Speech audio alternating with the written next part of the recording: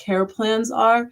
So when we're thinking about that, movement and exercise is a huge piece of that, especially when you're thinking about cardio and cardiovascular health, strength training. These are all things that can really, really benefit people living with lupus. And as any health changes, it's important to let your doctor know what you're doing in terms of your fitness, because again, it's a part of your whole care plan. So we really try to make sure that your fitness plan is the best fit for you in terms of what's happening, in terms of your treatment and your care at that point in time. No, definitely. Got to let the doctor know whatever you're doing outside of just this treatment, their treatment. So, but we're so excited to have our guests who they've found benefits in just movement, right? And getting their move on, as they say. So our first guest we're going to bring to the stage really quickly to say hello is Marsha Carlos, who is Kingston, Jamaica born, New Jersey raised, a lupus advocate. Welcome to the virtual stage, Marsha. Hi, warriors and supporters. Hi, community. Hey, so Marsha is a Howard University alumna, ain't you, right? And a former veterinary assistant who has shared her lupus journey at walks, conferences, and webinars for over 15 years. And she's a lupus, mental health, and disability warrior and advocate. And a fun fact, she's an avid Sims 4 player, an animal lover. Oh my goodness. Is that your favorite animal? You like dolphins? It is not. I actually don't have a favorite. You don't? Okay. Love them all. I'm a lion. I'm a little around. How are you? But we are so glad to have you. Okay. Now, thank you. And next we have speaker, author, health coach, and lupus advocate, Terrell Sally Holloman. Welcome to the stage. Hey girl, how y'all doing? Good to see you guys. Good to see you. Terrell is a dynamic speaker and the founder of Living Loving You Well LLC, which educates and equips women leaders to overcome inflammation, unhealthy eating habits, and fatigue so they can heal their bodies and lead with wholeness. I love that. Her goal is for this to have a ripple effect in the family, community, nation, and the world. Okay. And a fun fact about you, Terrell, you completed a triathlon. Ooh, that's biking, swimming, and running. Yes. I did that on a special decade in my life. It took me 6 months to train. Wow. Yeah, listen, that's motivation for me. Okay. I props to you. Okay. Well, we're so excited to have you here, okay? And our next guest is going to be joining us for both conversation as well as a special workout segment. So I hope you all have comfy clothes on. Welcome, Dr. Sean Thomas. What's going on, folks? What's going on, lupus folks? Let's get this going. Yes. Dr. Sean is a licensed doctor of physical therapy and the CEO of Be More Today, a company that helps ordinary people do extraordinary things in the world of health and fitness. He received his doctoral degree in physical therapy from SUNY Downstate Medical Center, and he's an adjunct professor there. Okay, he is the author of 2 books, which we see right now. There you go. And he is also the host of the Be More Today show, which highlights pioneers in the world of wellness. And a fun fact about Sean is he's run 5 of the world major marathons and will be doing his 6th and final one in April 2026. Oh my goodness. Are you ready? What's your training? Listen, we're going to talk about it later, but I am impressed. Okay. What's the one in April? Boston. That's my last one. Okay. That's a good one to end in. Yes. Yeah, then retire. Pickleball. Looking forward to it. You're gonna retire. Well, that's a great place to retire. We're so excited to have you joining us. Thank you. Thank you. Okay. And last but certainly not least, for our Spotlight on Research segment, we're excited to have Dr. Ashwin Boda back. He's returning to the Better Together virtual stage. So Dr. Boda. Hey everybody, good to be here. We love to have you here. Thank you for being here. So Dr. Boda is our research operations director, or is the research operations director with PCCR Solutions. He's been working in the rheumatology research field for the last 16 years. It's a long time. In various roles, training different research sites on best practices. So welcome back, Dr. Boda. Good to be here. Thank you. Thank you. And these are going to be some great conversations. And while you're watching, you can join us, okay? Wherever you are, whenever you're watching, use the chat to let us know where you're tuning from, anything that resonates with you. Let us know you're in the house, and use the chat to also ask questions, chime in with your thoughts, and show us some love, okay? Well, now we're going to bring in the first guest I'm so excited to have, Marsha Carlos. Put some purple hats in her chat as she comes here. Put some purple hearts in the chat. Thank you. Welcome, Marsha. Thank you for joining us. So, we have a way we start most sessions, which is having you share your lupus story. So we'd love for you to start there. Okay, well, first and foremost, I was diagnosed when I was 12. This is 1993, so about 32 years ago. And I actually give credit to my mom. My mom, I like to say, diagnosed me. I was always a sickly child, and they had no clue what was wrong. And at the time, lupus was actually defined as a skin disorder. I lost an aunt to lupus. She was 32, and my mom just happened to ask the doctor, could you please test Marsha for this? There it was. SLE, systemic lupus erythematosus. And was there anything that, like, what were your symptoms that led to your mom saying this? And was it a simple diagnosis, or what did that feel like? Well, I think the main symptom was that I was constantly catching viruses, germs. I was moved out of daycares, and they removed my tonsils thinking that maybe that would help me not be as susceptible. And they couldn't figure it out. They could not figure it out. So, and you dealt with so many different symptoms, and then finally your mom was like, no, we're gonna go figure this out. Yes. And do that. Yes. Shout out to mom. Shout out to mom. So, you're doing well now, and we know that working out has been a major part of your journey. So can you share with us a little bit more about how you got into it and when you got into it? Well, I am a reformed tomboy, so I was always a bit active, had my hands in a little bit of everything. And as I got older, I don't know, I was a pretty active person, so I wasn't necessarily thinking about working out or anything of that nature. But then as you grow, your body changes. There are certain demands. There are things that are now present that weren't there before. And what actually prompted my exercise journey was 2021. I was actually going on vacation, and I wanted to look good in my clothing. And so I know that I can't do anything that's too strenuous. And so I said, let me look into some like low impact exercises. And I found a few 5 to 7 to 10 minute workouts on YouTube, as simple as that, a simple Google search. And I was able to find some things that were pretty beneficial. I could see the change in my physique. My appetite improved. I slept better. I was more energized. I was able to keep up with everyone. So I definitely saw the benefits quite early. That's great. Now, yes. What about symptoms wise? There's some classic symptoms we talk about, people who are living with lupus. Did you notice an impact on your symptoms? I also do want to mention that I have fibromyalgia. And so the exercising really more so benefited that, especially when it came to stretching. And for people who don't know what fibromyalgia is, just, maybe you could explain some of your symptoms quickly.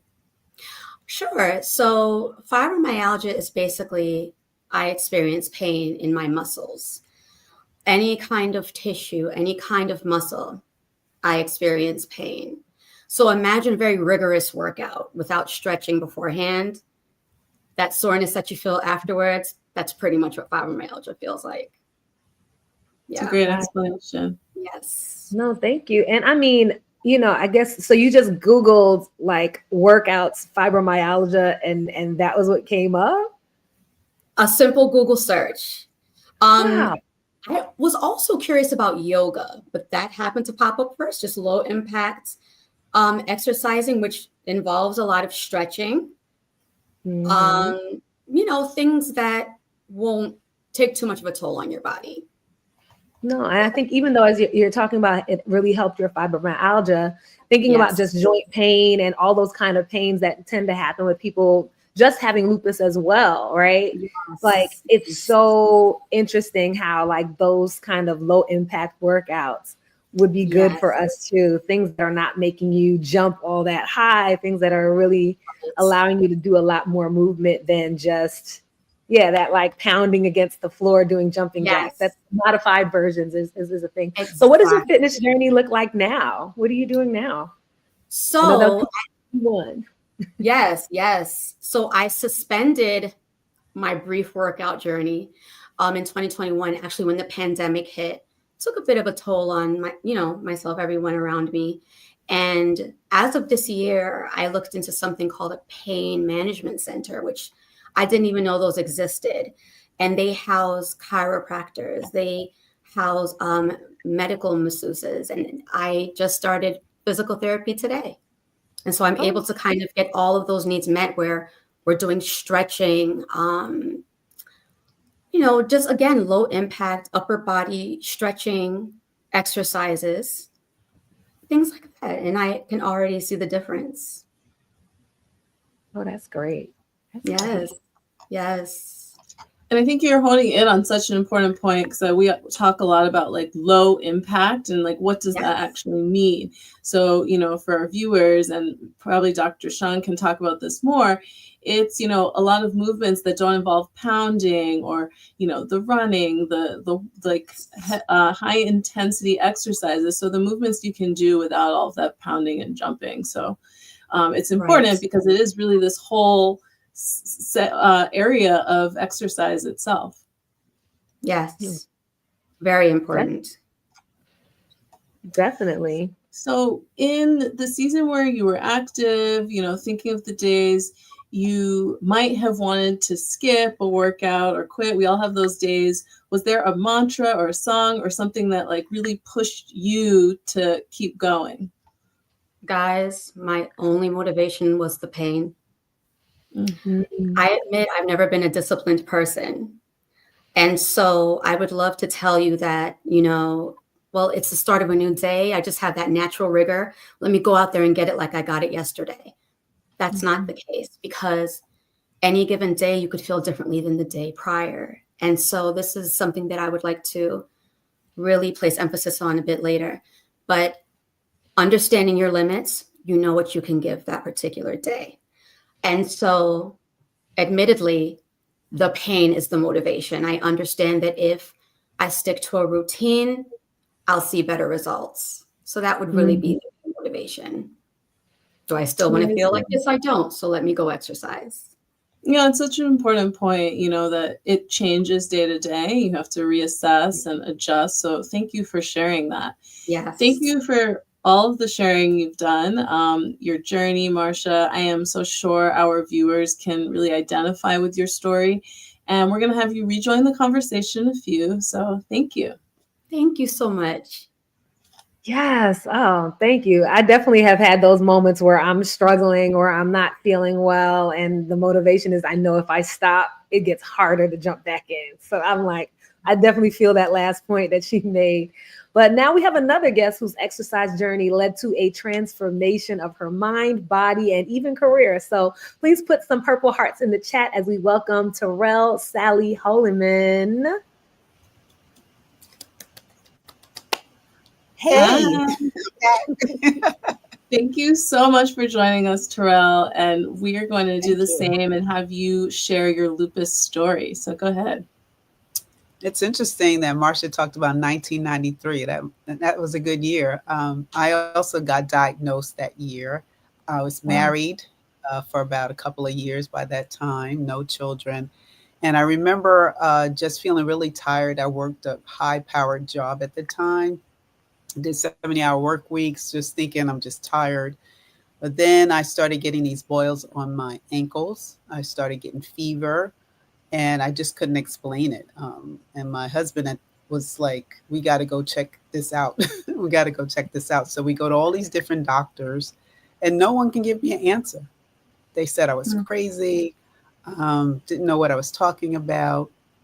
So a friend of ours said, why don't you go see a dermatologist? Because by that time, we're still figuring out, and I got this nice little red rash on my face. Mm-hmm.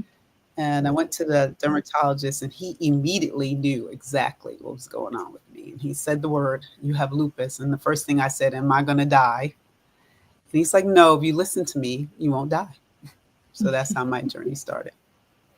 Wow. So, I mean, thank you for sharing that. I feel like we've had a couple guests come on here and say that their diagnosis came from a visit to the dermatologist. So that's really, really interesting. Well, take us back to the earlier days. Now, how did managing and having lupus impact your weight? That was something specific we talked about. Yeah, with me, and I don't know if anyone else felt this when the diagnosis surfaced up, I felt very alone. I felt isolated, and I didn't feel well supported. So my refuge was eating.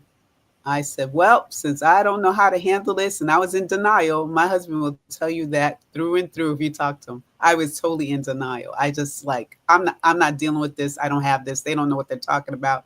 And then I just started eating. I just started eating to fill the void, to try to figure out what to do and what's my next steps, what kind of medicine to take. Is this going to change my life? Am I going to be able to have children? I mean, all the questions are running through my head. So I just started eating anything I can get my hands on, girl, late nights, just eating, going to the store, buying stuff uncontrollably. The chips are down my throat, the ice cream, tub of ice cream. You see those movies and the girl is crying because the boyfriend met. I'm one of those. I'm just sitting there just eating. And that's what happened. I just gained and gained and gained over 100 pounds. Wow, 100 pounds. And we have a photo that shows just kind of this season of your life, where you just, you told me that your face was just a little bit heavier. And I know that the steroids played a role in some of this too, for a lot of people. And I can imagine that being a lot of people. I know for me, when I was diagnosed, definitely that isolation that happens when you're trying to navigate all of this, and it's your body. So even if people try to support, I totally can understand the challenge of that. Yeah, you also had shared with us that your rheumatologist had a hard talk with you around that time that really led to you making a change. So I'm going to take some notes on this. Yeah, my rheumatologist, who's now retired, God blessed him. And we had a conversation one year. By this time, I'm over 100 pounds. By this time, I have 2 beautiful children. And he says to me, Terrell, we got to have a talk. And I'm like, what are you talking about? He's like, I'm going to tell you, you're dying if you don't change what you're doing. I said, what are you talking about? And then I started crying, and the nose snot is coming out and everything like that. And he's going, listen, if you don't change today, then your husband's going to have a new wife and your kids are going to have a new mom. You got to do something right now. Otherwise, you are dead. And I was like, oh my gosh, what am I going to do? What am I going to do? So as a result of that conversation, I went home, talked to my husband about it. And he's saying with clenched teeth, he's like, this is what you're going to do. Here's a credit card and you're going to the gym. Just go to the gym. Just start working out. And that's what I did. I found one of the parents in the school and I was like, I got to go to the gym. So can I go with you? And she's like, sure. And I started working out 3 times a week with classes, with weights and, really good body exercise and stuff like that. And 18 months later, I got rid of 50 pounds. Wow. 50 pounds later. Yeah. Wait, no, there was something else. You're leaving something else out of this story because we had a conversation about this. Something about swimming. Because you made me want to go back and go get my swimming lessons. That's why. You got to bring that part Something in. about what? Oh, yeah. Yeah. Well, maybe So it was the same rheumatologist. Mm-hmm. No, same rheumatologist. I got rid of the 50 pounds. I came back all excited, like I did something. And he goes, you still need to lose more weight. And I said, really? What do I need to do now? He's like, you need to go swimming. I said, Black girls don't swim, so I'm not getting my hair wet. So that's not an option. He says, no, you're going to learn how to swim, and Black girls do swim. So I had to find a pool, and I went swimming, and I only lost 5 more pounds. So I was upset with him on that one. But it's become a lifelong part of my exercise now is swimming. So I have to tell him thank you for much for that. No, I had to bring that in because I was definitely like, I know that there's a lot of people like, girl, my hair can't get wet. But I think that the fact that that's something else that can be added to your fitness and thinking about that. I think we think about that as like, I go on vacation and I stay by the pool. So couldn't let you leave without that. But you're also an author. Yeah, I'll get in the pool and I'll swim. See, there you go. Get in the pool and swim. So now I have to bring up your book. You're an author, and that is amazing. Please tell us what inspired you to write your book and what message did you hope to give readers with it?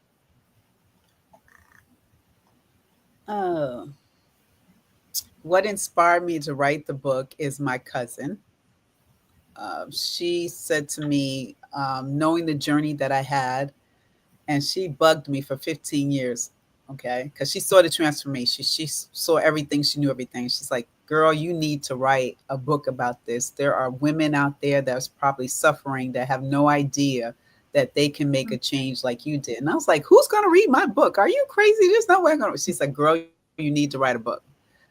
So one of my friends that I met in Clubhouse had a friend that was what do you call it? Oh gosh, what am I thinking of? Well, he published my book. He's a publisher. And I told him I had this story. He's like, yeah, let's just do it. So I started writing it and I got it to him. And yeah, the book came out in 2020, late 2023. So I really launched it in 24.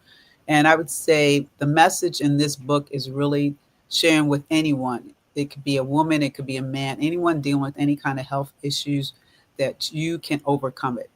There's resilience in that book. There's betrayal, there's denial, there's overcoming, and just knowing that this is not a label on your life. Someone telling you that you have this condition doesn't stop you from moving forward in your life. So that's really what this book is about. So it's very raw. So I tell anybody before they read it because I really share a lot. So, but it's really a work of resilience that you don't have to stop there. Awesome. Oh, that's so great. Thank you so much. Well, thank you so much for You're all the work welcome. you were doing, supporting others and taking control of their health in your book. We're going to have to start sharing that. Definitely. Thank Oh, you. thanks. We'll bring you back in a few minutes to come and talk with us. But thank Okay, you. thanks. And we got the reminder that we need to sign up for swimming lessons. Like I said, I have to sign up for swimming lessons. It's going to happen. But Dr. Michaela, it is that time. Are you ready for a quick workout? A little something? Yes. I see you got a sweater shirt on. I made sure I wore my workout gear. So we're going to make it happen. I'm all ready. And we are going to be live from the JAG Physical Therapy Center on Ralph Avenue in Brooklyn with Dr. Sean Thomas. What's going on, folks? What's going on? What's up? Not much. I know that you're still at work, so thank you so much for making time for us to lead us through a quick set of exercises, and hopefully this is someone everyone can kind of add to their workout regimen. Yeah, it's my pleasure. I appreciate the invite, and I'm happy to be a part. Awesome. So first things first, people with lupus, people living with lupus may complain about joint pain, fatigue. So exercise feels like the last thing someone might want to do. So how can exercise and fitness help with those symptoms? Or what do you tell clients that, share that? Yeah, it's a common misconception and a hard sell sometimes, right? I'm already in pain, so why would I want to move at all? And we hear it all the time, people who have arthritis, lupus, and other things that are chronic in nature, but we know that movement helps the body feel better. Natural endorphins. working on joint movement, working on flexibility, mobility. All these things help us feel better. And increasing the blood flow in our bodies, although it might be painful at first, makes you feel better in the long run. So we always say, give it a shot. Let's try to find some low impact things for you to try, things that you can actually feel comfortable and confident doing. And once you do those certain things, we can add more to that template. But yes, movement is medicine, movement is power, and just encouraging people to move in general makes things a lot better for everyone, including those who have lupus. Love it. Perfect. Yes. And we're excited to have you demonstrate some of that movement. Okay. So I'm all warmed up. I'm going to get up from my little comfy chair and work out with you. All right. Hope everybody out there is ready. Are you ready, Dr. Sean? I'm ready. I was born ready, Chanel. You already know this. Listen. All right, folks, if you're at home watching wherever you are, if you have any kind of space anywhere, I need you to stand up, or you can sit down, but just be comfortable. I'm going to stand up, all right? I'm going to stand up right now. You guys can see me. I'm in my office, but I'm ready to rock with each and every last one of you. So I just need 5 minutes. Let's just go from head to toe. And all we're going to do is work on getting our bodies to move a little more and be a little more flexible and mobile today. So let's start from the top with our heads, just going in circles. Nice, easy neck circles. Anywhere you want to go, left or right, doesn't matter. We're going in circles right now. We're going to change directions in 3, 2, 1. I go the other way. If you're sitting or standing, you can do the same thing. No problem, no issues. Moving the neck around. You got 5 more seconds. 4, 3, 2, 1. Let's go shoulders back, nice and easy. Just trying to get our shoulders to move a little bit. Decreasing the tightness that we have been collecting all day at work or maybe at school, wherever you've been. Just in life, whatever it's going to be, right? Let's go forward now. Same thing. Just moving our shoulders forward. Nice and relaxed, nice and easy. Again, these are all pain-free movements you can do. If they do hurt, just do smaller movements. But again, movement is medicine. Hands, tabletop position, just going side to side. Just trying to rotate that trunk, that thoracic area. That gets very, very tight with all the things happening in life as well.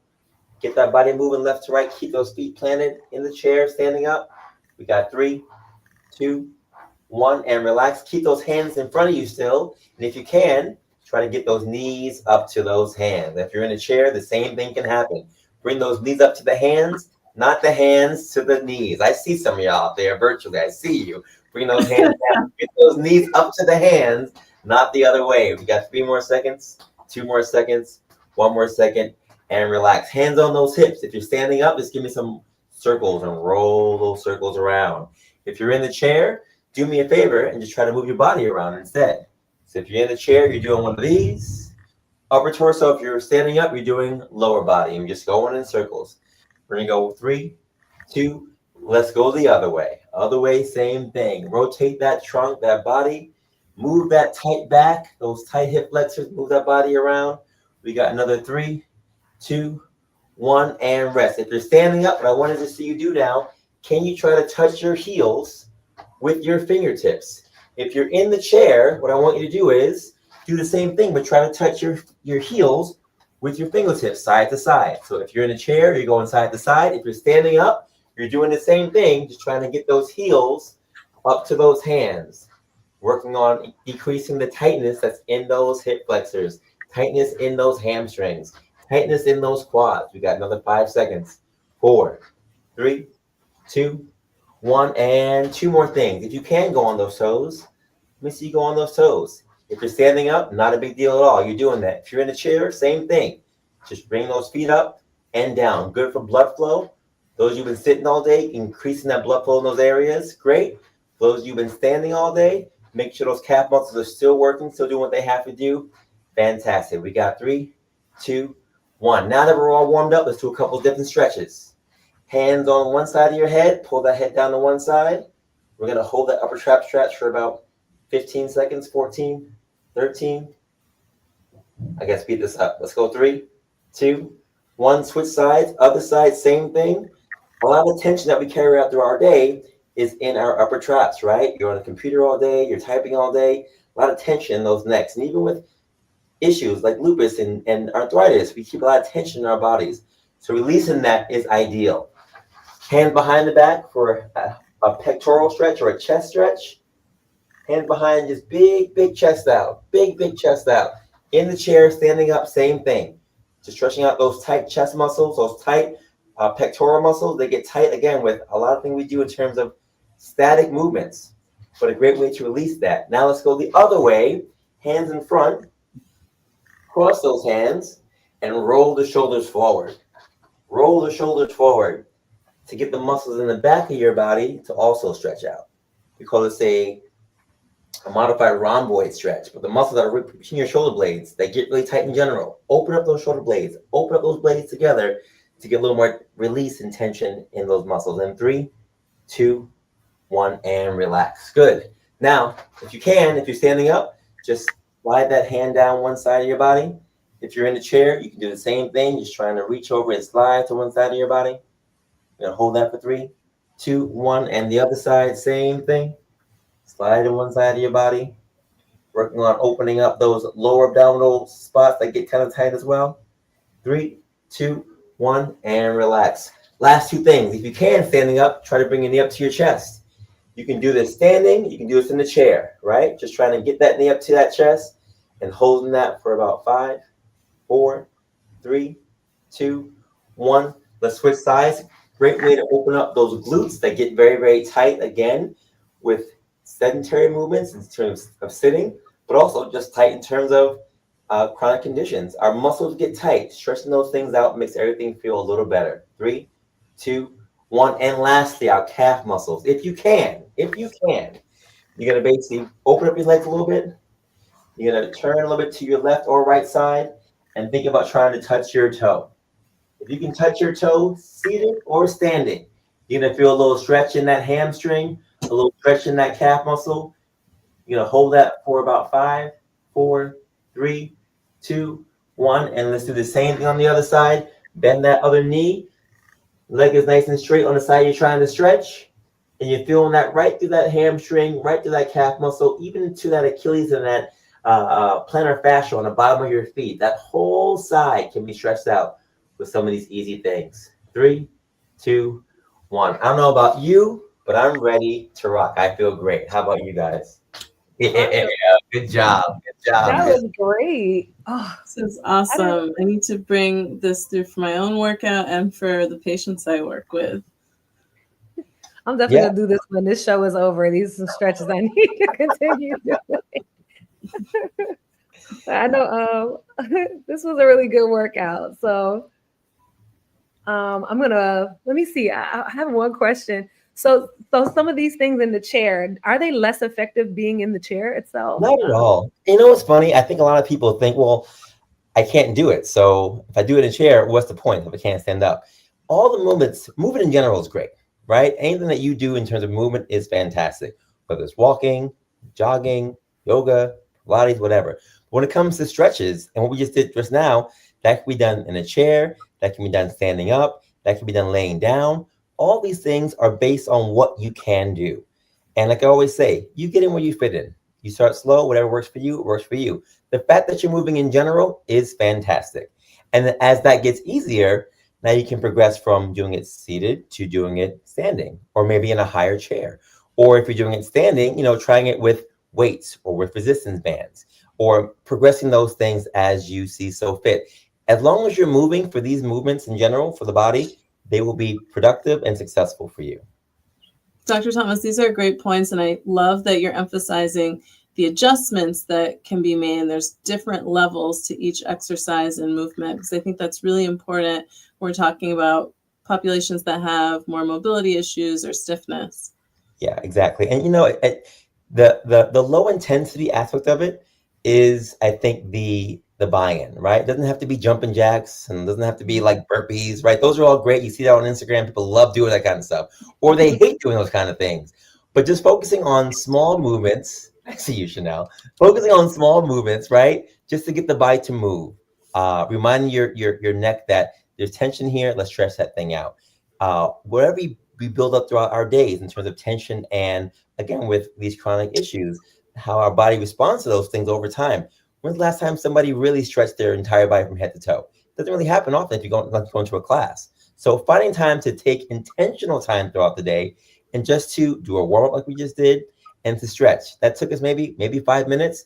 Finding time to do those things, again, either standing or seated, is beneficial to make sure that you can feel better in the long run. And then doing that consistently is the key. And I think that's always going to be the challenge, whether we're talking about lupus or anything else. Will I be able to find time consistently in my day to do this every single day to feel better? And if you do, you will definitely feel better. There's no question about it. Well, I know some doctors recommend it, but sometimes patients have to take things into their own hands and ask, okay, when would someone ask, hey, can I see a physical therapist, as an option? Sure. Yeah, we see it all the time. It usually comes down to them not knowing what to do. And, we can say, yeah, just do this stuff and you're fine. But some people do need someone to literally say, look, I need you, Chanel, Dr. Michaela, to sit here and do this 5 days a week, do these certain things in this order for this duration, this period of time for a half an hour every single day. You sometimes need someone to do that for you. And, as physical therapists, we see a number of patients that, yes, are post-ops and some who are dealing with balance issues or whatever else. But most of our clients do fall into this category of just dealing with things that they're going to have to deal with for the rest of their lives and needing someone to kind of just be there to help them, to guide them, to inspire them, encourage them to keep going every single time. It is not easy to do these things at home. It is much different to come to a space with other people who are also doing some kind of movement and just being in the vibe of that space. You're encouraged to move. If it's a good spot, you're encouraged to move. And I think that's what people sometimes just need. Someone to say, you know what, I'm going to do this because Dr. Whoever said me, I'm going to do it. And I'm going to do it with people around me who are also trying to move as well. It just gives a vibe and the encouragement to keep going. So say we're all encouraged and ready to go, and sharing this exercise routine with a patient I'm working with. How do I help guide them between the difference between regular muscle soreness and pain? Because that's always the question, especially when you're getting into exercising. Absolutely. And I think it's one of the interesting questions that I get, because the fear is always, oh, I did too much.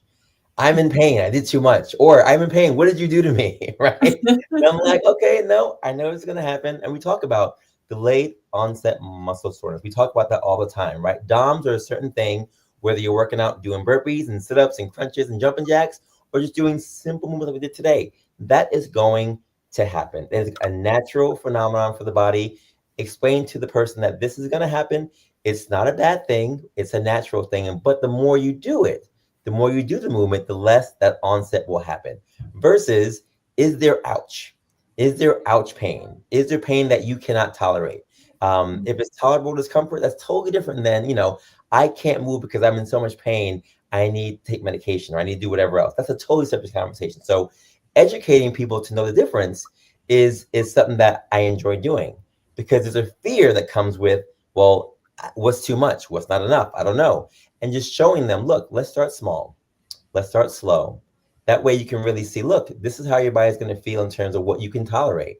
And once you get used to knowing the difference between muscle soreness and pain, then we can continue to add to that. But I think sometimes people rush, they get really excited, and then they do too much. And then they do have pain because they did too much. And then there's, well, how do I know what I'm doing is not going to be too much or whatever else? And we have to level out that playing field. So I would always say start small. Let's go into it nice and easy and do what you can do, feel comfortable doing, building that confidence, and differentiating again between what is painful and what's just a typical response to general working out. Well, thank you so much for clarifying that. And thank you for taking time out of seeing patients, because I know you're still at work, just to help us get moving. So now we're going to send you back to work. Go ahead. But no, thank you so much for being here. And once again, we'll make sure we put a link down there so they can check out your book, which I know is really important. Your two books, Be More Today, and your whole brand, because you're doing some great work in the community to get people excited and open to working out and moving and being a part of communities that do that. So thank you so much. I appreciate it. Definitely. Thank you. All right. Now it is time for our segment here on Better Together called Spotlight on Research. After that workout, we're going to go to the research.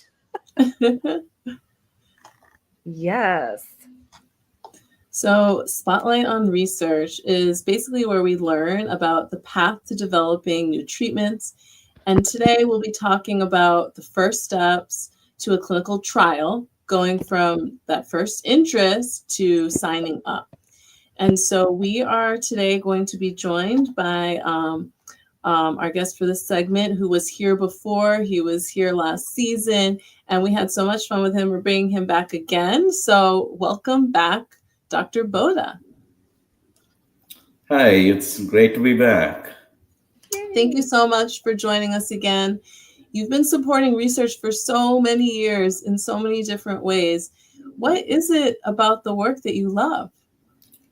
Well, the part about research is developing new drugs. I have seen so many patients who have basically no other avenues. There are drugs that can treat conditions, but there are patients who either cannot afford those medications, or they just those medications are not working for them.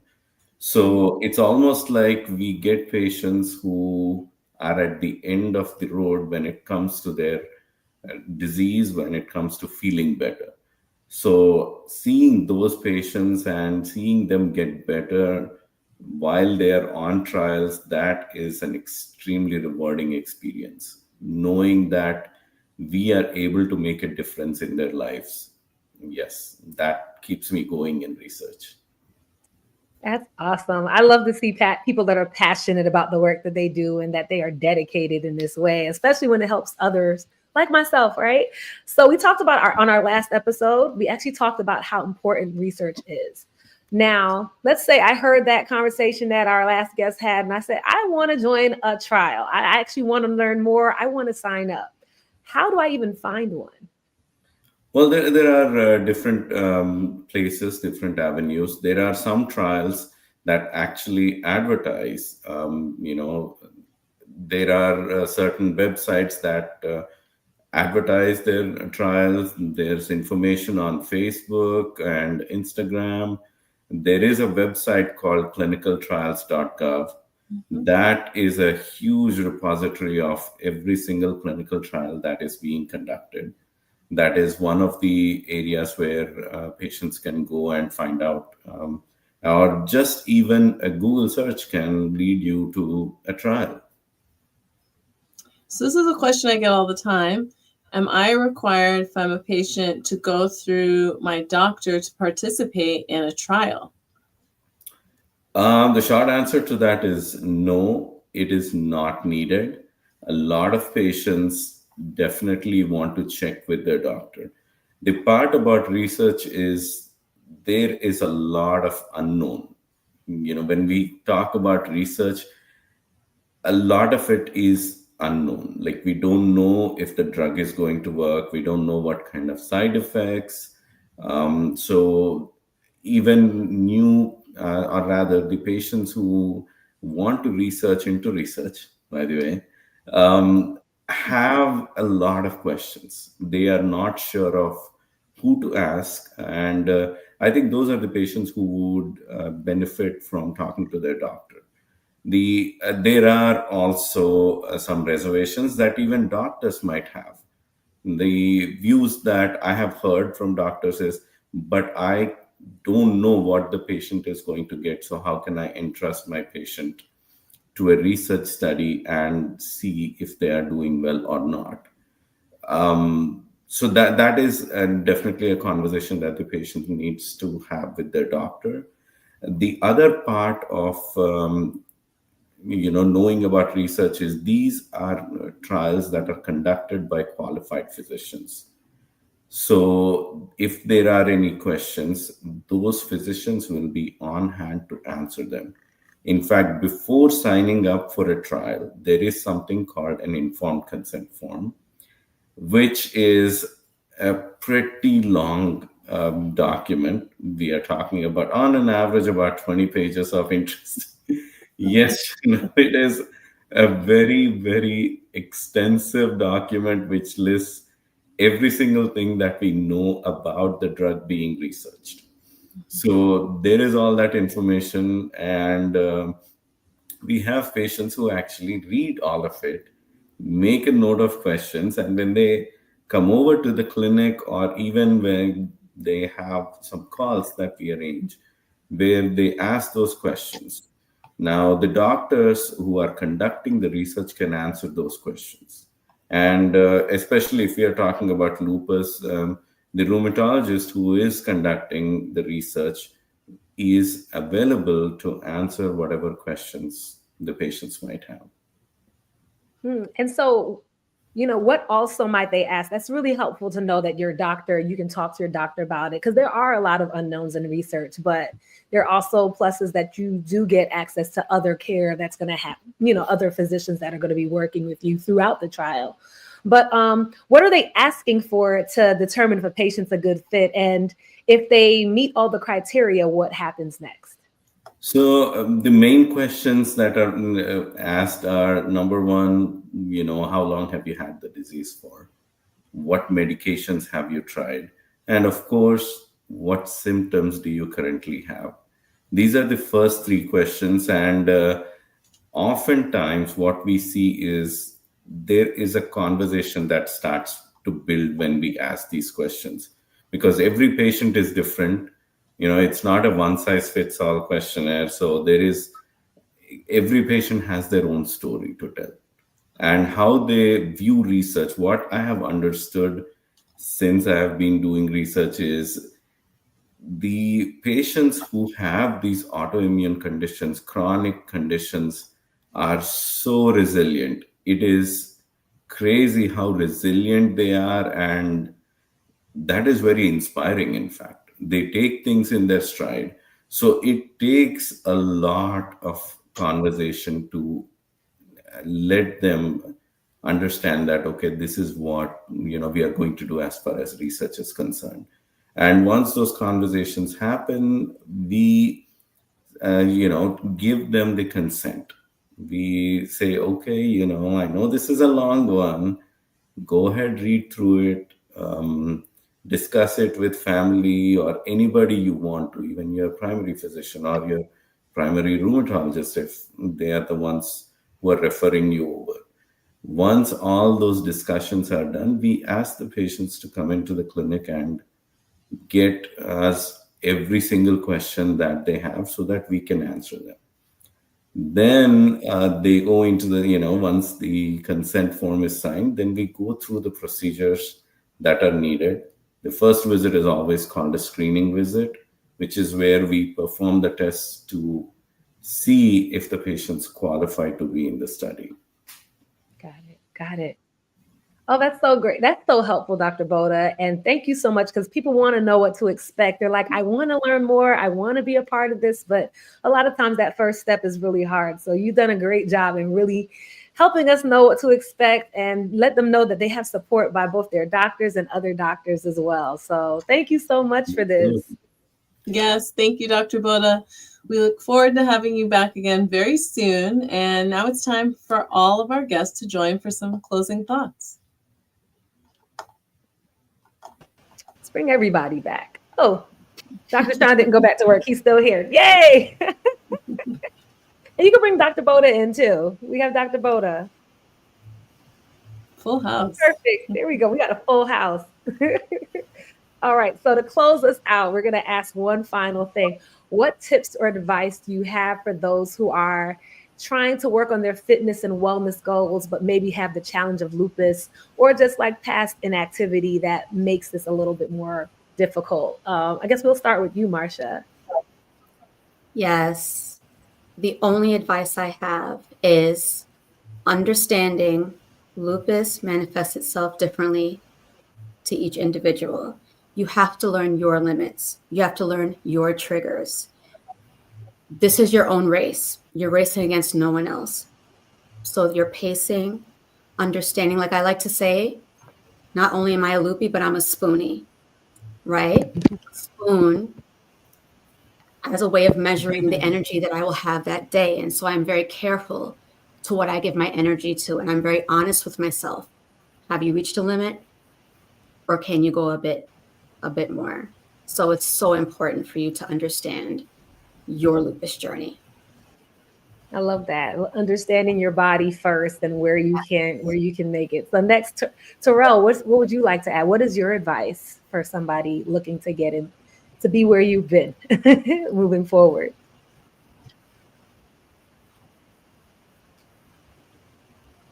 Terrell? I don't know if she can hear us. All right, we'll go to What Sean. happened? Sean, I was asking you if you could contribute your advice.